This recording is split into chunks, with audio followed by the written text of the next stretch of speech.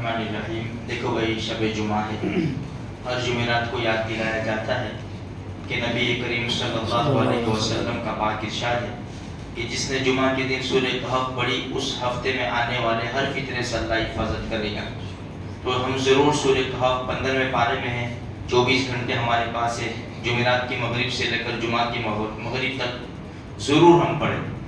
दूसरे नंबर के ऊपर सूरह दुखान 25वें पारे में है, सिर्फ 3 रुकू है। नबी करीम सल्लल्लाहु अलैहि वसल्लम का पाक इरशाद है कि जिसने जुमा के दिन सूरह दुखान पढ़ी अल्लाह उसके लिए जन्नत में महल बनाएगा। और तीसरे नंबर के ऊपर है दुरूद शरीफ। खूब दुरूद शरीफ पढ़े मेरे भाइयों। दुरूद शरीफ के इतने फ़ज़ाइल है और इतना ज़्यादा सवाब है कि इंसान तसव्वुर नहीं कर सकता।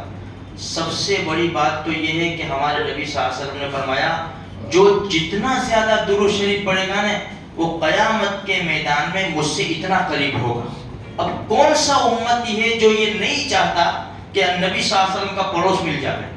इसलिए चलते फिरते उठते बैठते काम काज करते हुए दुरूद शरीफ पढ़ा करें।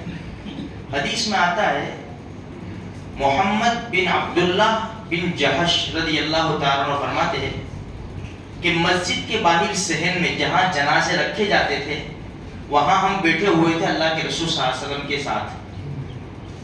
हमने देखा अचानक हमारे नबी ने आसमान की तरफ निगाह उठाई, फिर निगाह नीचे की और सर के ऊपर ऐसे, जो इंसान ऐसा अफसोस के साथ हाथ लेकर बैठ जाता है, कुछ होता है इस तरह हमारे वहाँ भी आमतौर पर कुछ होता है तो सीधे पेशानी के ऊपर हाथ मारते हैं हम लोग, यार क्या कर दिया तूने।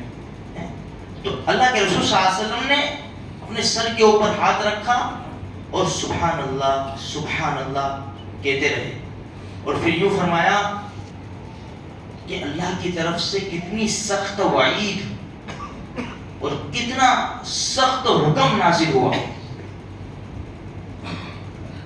मोहम्मद बिन अब्दुल्लाह बिन जहश फरमाते हैं कि हम खामोश हो गए। वो दिन भी चला गया, वो रात भी चली गई कि हमने कहा कि हम देखें क्या क्या हो रहा है, क्या होने वाला है, क्या होगा। क्योंकि सहाबाए किराम का ईमान तो बड़ा मजबूत है। हजरत अली रज़ियल्लाहु ताला फरमाते हैं, अल्लाह के रसूल जन्नत का तज़किरा करते हैं तो हम अपनी आंखों के सामने जन्नत देखते थे। तो फरमाते कि हम उस दिन और रात ठहरे रहे। दूसरा दिन जब हुआ तो सहाबी रज़ियल्लाहु ताला फरमाते हैं, मैंने पूछा अल्लाह के रसूल सल्लल्लाहु अलैहि वसल्लम से, अल्लाह के रसूल कल आप कह रहे थे कोई सख्त वईद और सख्त हुक्म नाजिल हुआ, वो क्या है। हमारे नबी सल्लल्लाहु अलैहि वसल्लम ने फरमाया, सख्त वईद और सख्त हुक्म ये है कि अल्लाह तबारक व तआला के रास्ते के अंदर जो आदमी शहीद हो, शहीद का मर्तबा बहुत बड़ा होता है, शहीद हो, ऐसा आदमी शहीद हो जिसके ऊपर कर्ज हो, कर्ज वो शहीद हो जाए, फिर उसके बाद जिंदा किया जाए, फिर शहीद हो, फिर जिंदा किया जाए, फिर शहीद हो और वो कर्ज के मामले में फंसा हुआ है तो अभी भी जन्नत में नहीं जाएगा वो, जब तक कि कर्ज ना उतारे। अंदाजा लगाओ मेरे भाइयों, ये कर्ज है, ये उन लोगों के लिए क्यों, यानी जो लेकर देना ही नहीं जानते।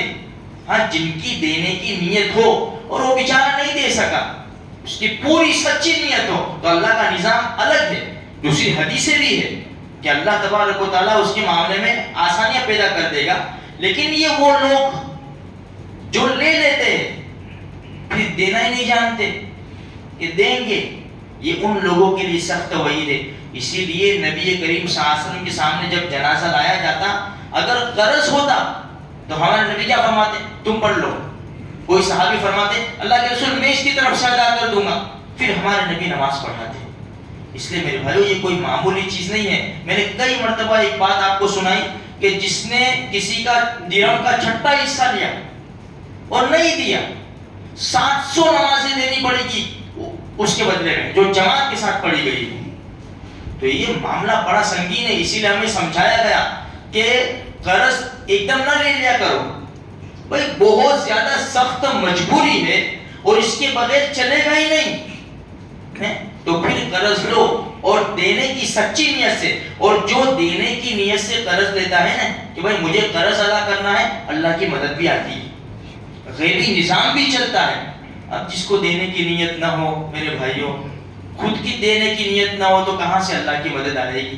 آج ہمارے معاشرے کے اندر بہت زیادہ یہ چل رہا ہے کہ پیسے مانگنے آتے ہیں, دے دیتا ہے انسان, پھر خلاص اب یہ پیچھے بھی رہا ہے, او بھائی میرے پیسے لانے, او بھائی میرے پیسے لانے. پھر ہاں بھائی بھاگ گئے, کس کو دیے کہ تو لے گیا؟ الفاظ بھی تو دیکھو, کس کو دیے کہ تو لے گیا؟ اس کی ٹوپی اس کے سر, اس کی ٹوپی اس کے سر. میرے بھائیوں یہ کوئی معمولی چیز نہیں ہے, کل قیامت کے میدان میں یہی دینا پڑے گا. یہ نیک اعمال ہمارے سارے ختم ہو جائیں گے. اس لیے بغیر مجبوری کے قرض مت لو, اور بہت زیادہ مجبوری ہو تو ایک ترتیب بناؤ, نظام بناؤ, تو پھر انشاءاللہ اللہ کی مدد آئے گی. اللہ مجھے آپ کو سارے مسلمانوں کو نیک توفیق بخشے.